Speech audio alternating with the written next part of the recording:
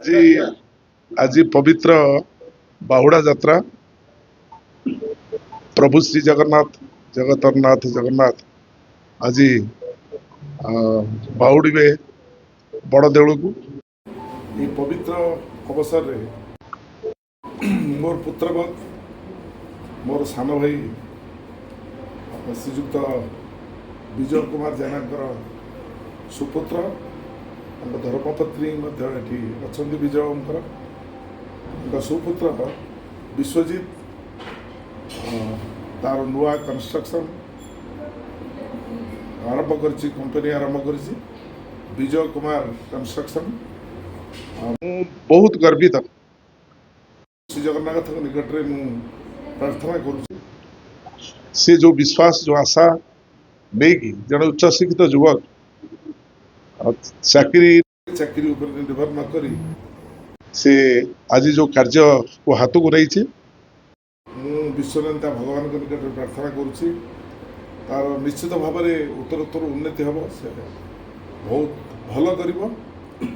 ଏବଂ ତାର କାରଣ ହେଉଛି ତାର ଯେଉଁ ବାପା ମା ଉଚ୍ଚଶିକ୍ଷିତ ଦୁଇ ଜଣ ସାରା, ଜଣେ ପୂର୍ବତନ ପ୍ରଧାନ ଶିକ୍ଷକ ଏବଂ ଜଣେ ପ୍ରଧାନ ଶିକ୍ଷୟିତ୍ରୀ ଭାବରେ କାର୍ଯ୍ୟ କରୁଛନ୍ତି।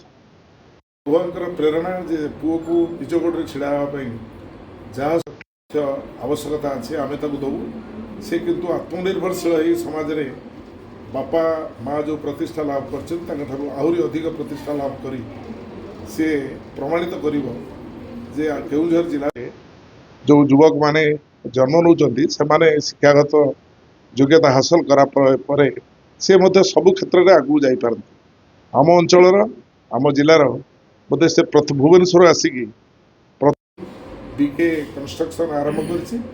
ବିକେ କନଷ୍ଟ୍ରକ୍ସନ୍ ନିଶ୍ଚିତ ଭାବରେ ଆଗକୁ ଯିବ। ମୁଁ ଗୁଣିଚୁ ମୂଷା ଭଳି ମୋର ଯାହା ଶକ୍ତି ମୁଁ ମଧ୍ୟ ତା ପଛରେ ରହିବି, କାରଣ ସିଏ ମୋର ନିଜ ପୁଅ ଭଳି, ମୁଁ ତା ପଛରେ ରହିବି। ସମସ୍ତଙ୍କର ଆଶୀର୍ବାଦ ଅଛି ତାଙ୍କ ଗାଁ ଏବଂ ଆମ ଅଞ୍ଚଳ ଏବଂ ସର୍ବୋପରି ଆମ ଜିଲ୍ଲା। ଆମେ ସମସ୍ତେ ଚାହୁଁଛୁ ସେଇଭଳି ଉଚ୍ଚଶିକ୍ଷିତ ଯୁବକମାନେ ସେ ସରକାର ପାଖରେ ଚାକିରି ପାଇଁ ପ୍ରଥମ। ଧନ୍ୟବାଦ। नमस्कार, जय जगन्नाथ। मु विश्वजीत जेना।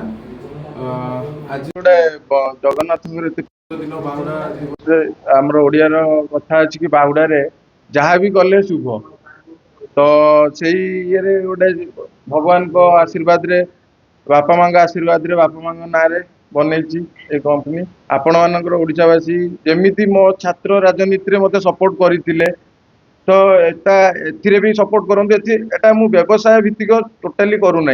आम ओडिशा रे गोटे कंस्ट्रक्शन विषय कहीं नॉलेज नहीं, माने जेई मानकर तो नॉलेज नहीं, बहुत खराब कंस्ट्रक्शन कर लोक गोटे माने कहवाक चाहूँगी कंस्ट्रक्शन टा कौन खाली रड सीमेंट गलई देकी छात पकईदे हुए तार प्रॉपर अनुसार करूँ जोड़ा 10 वर्ष जीवा कथा से गोटे दिन में भांगी जाऊँ। तो सहीटा गोटे new vision new mission start कर भगवान को आशीर्वाद आपण मान भल पाइबा बीके कंस्ट्रक्शन ओडिशा एक नंबर कंस्ट्रक्शन हम ए द्विधा नहीं। धन्यवाद। कंस्ट्रक्शन ब्रिज पाखु आरंभ कर घर पर्यंत कमर्शियल गवर्नमेंट सब काम हो एनी कंस्ट्रक्शन आर